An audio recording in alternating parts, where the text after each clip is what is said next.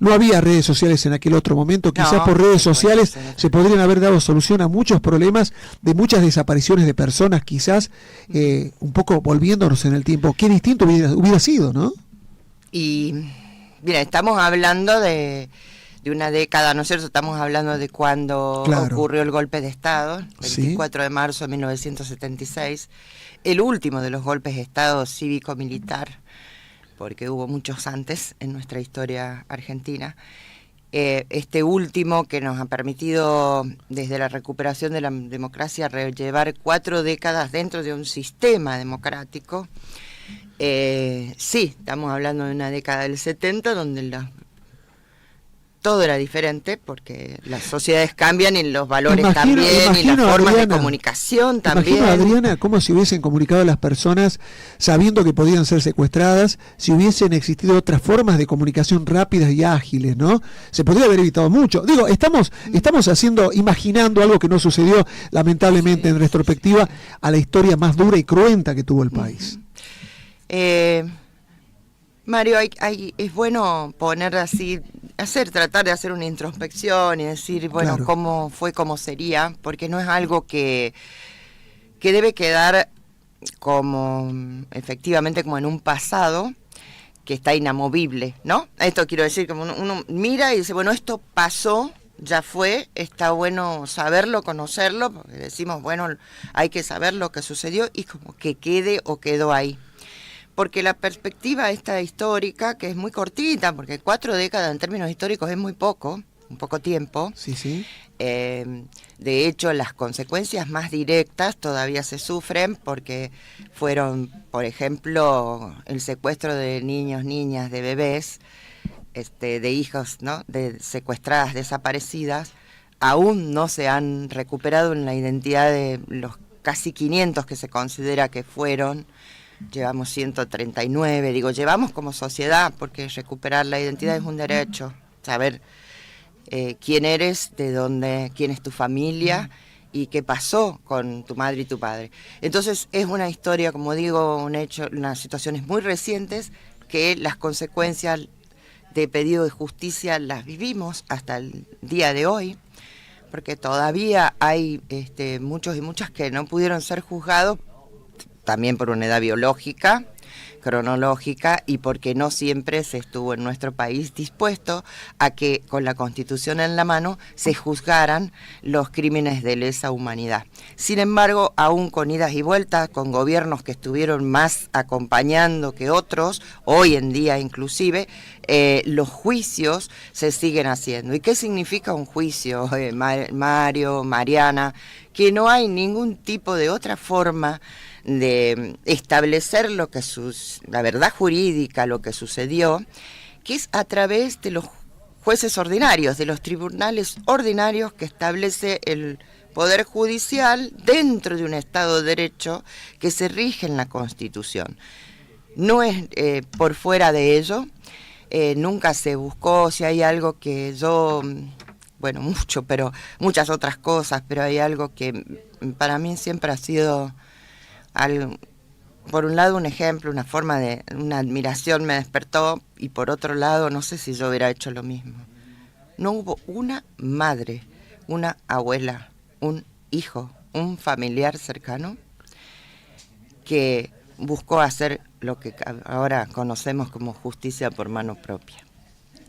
Y hubo oportunidades, porque hubo momentos de nuestra historia en los que no se juzgaba, que estaban por las calles los genocidas o torturadores, asesinos de sus padres, de sus madres, de su hijo. Quizás porque tuvieron la oportunidad de estar cerca. No hubo un caso. Quizás porque el dolor fue más fuerte que el resentimiento. Porque la búsqueda de la verdad, de la justicia, de la responsabilidad del conjunto, entiendo yo, ¿no?, hizo comprender que no pasa por una resolución de esa naturaleza personal, porque podría haber sucedido. Imagínense con semejante tragedia.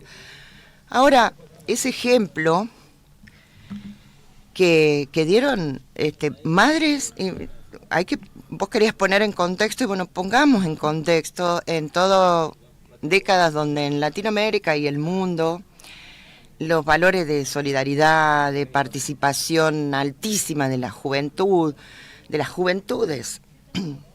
Francia, perdón, desde el Mayo francés, digamos, ¿no? Toda esta...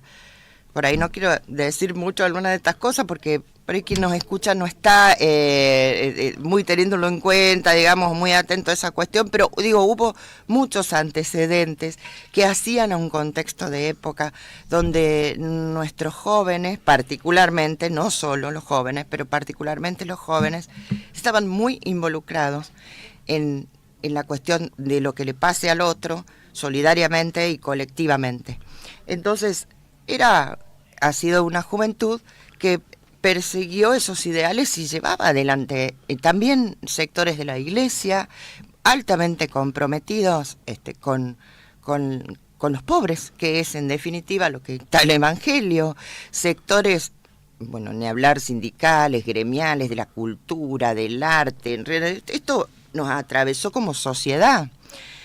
Y entender que el golpe de Estado no es solo un hecho que sí, que interrumpió el Estado de Derecho, porque son malos, digamos, qué malos que son, vinieron a matar gente. A ver, en realidad pasa porque cuando se quiere implantar, y se quiso hacer en nuestro país, un modelo económico que implicó la alta concentración del poder y la riqueza en pocas manos, y eso hizo que las grandes mayorías fueron quedando excluidas, para decirlo muy sintéticamente, donde se empezó a vender, a malvender el patrimonio nacional, a poner en manos privadas las empresas estratégicas de nuestro país, vinculadas a la energía, vinculadas a la comunicación, lo que nos permitía ser más independientes, tener soberanía. Esto responde a un modelo económico y político que se quiso implantar, como hubo resistencia, porque ¿qué pasa? Estamos hablando de ese contexto, y ni los sindicatos, ni las asociaciones culturales, ni los jóvenes, ni nada, dijo, muy bien, sí, que vendan a Argentina nomás, no hay problema, nosotros respetamos. Por supuesto que hubo, ¿no es cierto?, resistencia, en el sentido de manifestarse en contra de eso, cierre de fábricas. A ver, pongamos nosotros, el ferrocarril llegaba a Catamarca hasta esa época del golpe, el ferrocarril Belgrano, y sin embargo fue levantado. ¿Y cuántos? Fueron 700.000 empleados ferroviarios, que eran un emblema en nuestro país. Los ferroviarios acá tenían hasta hospital ferroviario, y eso se levantó, se privatizó y se vendió durante la dictadura, como uno de los casos que doy. Sí, Marianita. Digo que a 49 años del golpe de Estado, ¿cuál es tu mirada en este nuevo escenario que tiene la Argentina? Porque digo, lo que vamos a revisar en este próximo 24 de marzo, el próximo lunes, a nivel de las ideas, a nivel de la estructura social y demás, es justamente eso. ¿Qué cosa hemos aprendido o no los argentinos respecto de esa fecha? Hubo distintos momentos en estos 50. Yo entiendo que hubo avances y retrocesos en ese sentido. Creo que lo principal es la conciencia, tomar conciencia de que lo sucedido, insisto, no fue porque, bueno, de pronto vinieron una mano armada que dijo vamos a ser crueles en sí mismo, por sí mismo, sino que creo que sí, Mariana, que hay sectores de nuestra sociedad, de nuestra comunidad, que en muchos casos por desconocimiento, otros por, bueno, efectivamente tener una idea diferente acerca de cómo debe ser la sociedad y la economía, otros por temor, porque lo que sí logran es que de manera inconsciente queda un temor a la participación, porque algo habrán hecho, porque A mí nunca me pasó nada porque yo no estaba en nada. Esto le pasó a algunos que hicieron tales y tales cosas. Entonces creo que ahí tenemos un poco de esos dos aspectos que te mencionaba para a casi 50 años en tratar de comprender que hoy estemos en una situación bastante similar. ¿Qué quiero decir? Hay un proyecto económico que ha triunfado, una mirada sobre cómo debe ser la sociedad y la economía, que es exactamente la misma, por supuesto, ayornada a un nuevo mundo donde sí, hoy las relaciones son financieras, son efímeras, bueno, no pero se respeta digo Estado, claro, y casi no se sabe quién es el dueño de todo. Pero digo, hay mismo. una baja de la inflación, que era lo que la gente estaba esperando, porque estaba afectando muchísimo a las clases más desfavorecidas.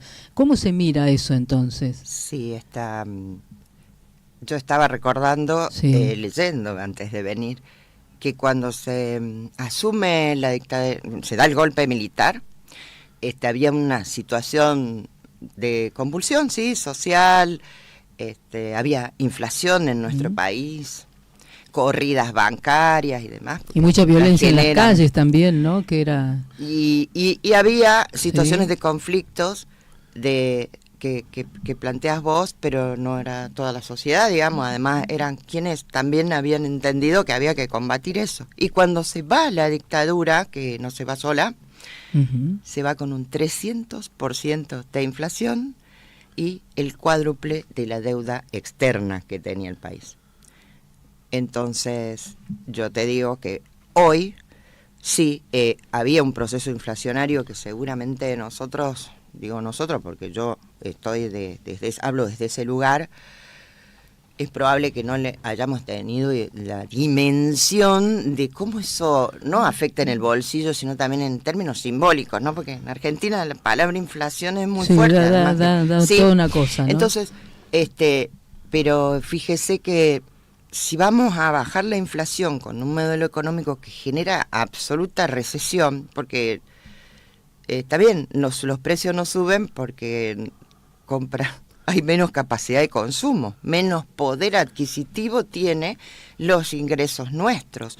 Entonces, no hay forma, en consumo menos, y ese es un modelo que es a través de menos consumo interno, hacer que es una de las variables, bajar la inflación, y la otra, tener pisado el dólar. Lo que se dice pisado el dólar, porque el dólar tampoco ha venido aumentando, porque con las reservas del Banco Central estamos todos los días vendiendo reserva del Banco Central para tener el dólar quieto y unos cuantos meses, porque la verdad que hay que llegar a las elecciones. Sí, pero hasta digo, octubre. aparte, Entonces, ese achicamiento del Estado también ha sido feroz, sí, ¿no? Para lograr ciertos números en materia económica, ¿no? Con cientos de miles de despidos que tenemos. Hay personas que no solo que ya han perdido su trabajo, sino que por tanto ya no consumen. Es decir, no están incluidas en ningún mercado interno para nada. No compran, no pueden comprar, no consumen, no nada. Y eso también afecta, vamos a lo de las jubilaciones, porque cuanto menos personas registradas en trabajo en blanco, trabajo registrado tenés, son menos la cantidad que aportan al fondo, ¿no? Al fondo de reparto que tenemos en nuestro país ahora. Adriana, ¿cómo han tomado, hablando de economía, hablando de decisiones de las más importantes, ¿no? Ayer se le da las facultades al presidente para un nuevo acuerdo con el Fondo Monetario Internacional, ¿no? Y más allá de la oposición política y la que existió fuera del Congreso, los 4 legisladores peronistas por Catamarca no estuvieron presentes, ¿no? Hay una lectura detrás de todo eso, ¿no? Y también, vamos a hablar en instantes con el senador Joao Andrada, decide escindirse y conformar bloque aparte, ¿no? El bloque Convicción Federal. ¿Esto tiene que ver con acercamientos de la política o de parte del peronismo con el gobierno nacional en los criterios económicos? Porque en realidad también empuja eso, ¿no? Cómo hoy por hoy se ve a la economía y los acuerdos de cúpula, sobre todo de distintos gobiernos, que requieren, ¿no?, de un intercambio con el gobierno nacional para poder existir o subsistir. Sí, en primer lugar, cuando triunfa este gobierno que encabeza Milei, las primeras acciones fueron de manera absolutamente brusca cortar, es decir, de un día para otro le cortaron a las provincias una serie de fondos, no los voy a mencionar a todos, pero particularmente los fondos que permitían subsidiar transporte, energía, el incentivo docente, que fue producto de lucha también de los años 90, en fin, muchísimos aportes que son fondos federales, porque no son nacionales, son federales a los que las provincias también aportan, y fueron de un día para otro cortados. De esa forma, además de avasallar los derechos provinciales, te extorsionan. Es decir, mira, Mario, si yo llego acá y yo, bueno, tengo la manija en este estudio y les quito todos los accesos que tienen, celulares, agua, café que tenemos acá, audio, pum, ¿qué van a hacer ustedes? Van a tener que buscar hablar conmigo. Y yo también, porque necesito algunas cuestiones para avanzar con ustedes, porque llegué sola aquí. Entonces toda esta gente yo la necesito para poder avanzar. Bueno, las provincias son instituciones federales y los gobernadores fueron elegidos por el pueblo como los intendentes, igual que el presidente. Ahora, las formas estas, yo estoy absolutamente convencida de que esa fue la modalidad, puedo estar de acuerdo o no, pero la hizo así y sentó y arrodilló a muchas provincias y a dirigentes de otros visiones, de otros colores políticos, a, entre comillas, poder negociar. No hubo, es muy difícil hacer acuerdos en las asimetrías de poder. Y cuando además tenés responsabilidades, porque sí, yo soy en este caso legisladora provincial, estoy sentada acá hablando mientras los poderes ejecutivos son los que tienen que gobiernan efectivamente y tienen la responsabilidad de llevar adelante los destinos de un pueblo, ¿no? En este sentido de Catamarca. Concretamente, ayer, en el día de ayer y ya antes, bueno, venimos con un conjunto de leyes, más que hacer leyes, se derogaron, se borran de un plumazo y se pone patas para arriba prácticamente los principios de nuestra Constitución Nacional. Se dieron vuelta, aunque no hemos modificado la Constitución, pero de hecho sí se hizo. Y volver a endeudar a nuestro país, ya como ha sucedido ayer, que se le ha autorizado al presidente de la Nación sin que pasara por el Congreso, en el sentido de que tenemos legislación que hay que respetar porque la deuda la toma el Estado Nacional, no la toma solo, o sea, no es de un gobierno, no es que yo, Adriana Díaz, digo, bueno, ahora lo voy a hacer. Cuando me voy, sigue la responsabilidad del Estado Nacional ante los organismos de crédito internacional. Y eso se ha hecho ayer. Hubo, bien como dices, posturas evidentemente transversales, de las que no tengo conocimiento. Vos me hacías una pregunta, la verdad que yo, como entiendo que varios otros, pero por lo menos hablo por mí, no tengo conocimiento de cuáles son las razones puntuales para que los 4 diputados nacionales de Unión por la Patria, que es la alianza que integro, yo soy del Partido Intransigente, no hayan bajado. Lo que me dices de Joao Andrada como senador, que también lo veo por los medios de comunicación, la decisión para hacer otro bloque o interbloque dentro de la oposición.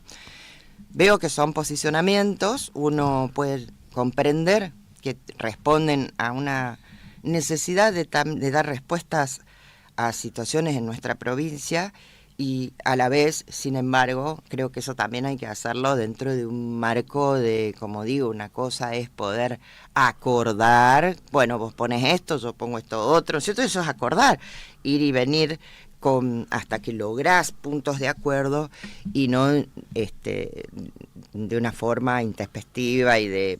Perfecto. Mire, el solo hecho de que el presidente desde el primer momento hasta el último insultó a los representantes del pueblo argentino como ratas inmundas, y luego negocia con todas las ratas inmundas, vino a combatir una casta con la que está todos los días acordando, pero se lo digo, la tiene en su propio gobierno, porque en la historia de nuestro país, quienes nos han perjudicado son las castas. Si yo coincido en eso, o sea, si querés llamarle casta, pero en realidad es un grupo minúsculo que es una élite empresarial, política, sindical, hay en realidad la casta esta que ha venido a combatir no se le movió ni el flequillo hasta ahora a Mario. Perfecto. Por ninguna medida le afectó en nada. Adriana Díaz, diputada provincial, el gusto de que haya estado aquí con nosotros compartiendo esta actividad, este pensamiento sobre el Día de la Memoria y sobre política en general. Así que muchas gracias por estar con nosotros. Yo no me quiero ir sin decir lo que vine a decir, porque quería compartir las actividades que se hicieron. Mes de la memoria, por el 24 de marzo ya se estuvo trabajando, voy a comentarlo porque es importante. Distintos organismos de derechos humanos, junto con en la Dirección Provincial de Derechos Humanos en la provincia, han realizado ya una serie de actividades con jóvenes, que ya pasaron y se presentó un libro que es el testimonio de una madre de Plaza de Mayo, Coca Luján, en braille. Esto lo trabajó una joven ciega junto con su hermana y su madre, que se ha presentado hace poquito en la Biblioteca Herrera, y realmente nos habla de un sentido, la verdad, de la inclusión, de la solidaridad y de lo que te pueda permitir que la memoria tiene que llegar a todos. Mujeres que han estado ayer también, Mujeres y Terrorismo de Estado, han estado en un conversatorio. También las memorias de las personas de LGTBIQ+, vamos a decir, las personas gays, lesbianas, travestis, sobre todo transexuales, transgénero, que han sido doblemente afectadas durante la dictadura militar. Y miren, tenemos, nosotros particularmente desde nuestra banca, la otra semana vamos a hacer también un encuentro para hablar de, ¿usted se acuerda o sabe, Mario, qué es el Buen Pastor o a dónde está? Sí, obviamente en Córdoba fue cárcel de mujeres. Y acá también. Y acá también. Sí. Bueno, ¿a dónde? A 2 cuadras de la plaza. El Buen Pastor está en la calle Maipú. Bueno, le llamamos así, tiene otro nombre. Bien, allí fueron detenidas mujeres catamarqueñas. Buen dato histórico. Una de ellas perdió su bebé allí por la presión y el apremio, y nosotros vamos a trabajar eso la próxima semana. Pero sin embargo, siempre ya es un patrimonio histórico del pueblo argentino, que no quiera repetir lo que ha sucedido, que todos los 24, ese mismo día, feriado nacional, se marcha.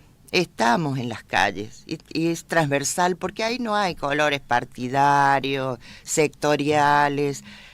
Sobre todo hay que estar porque a veces,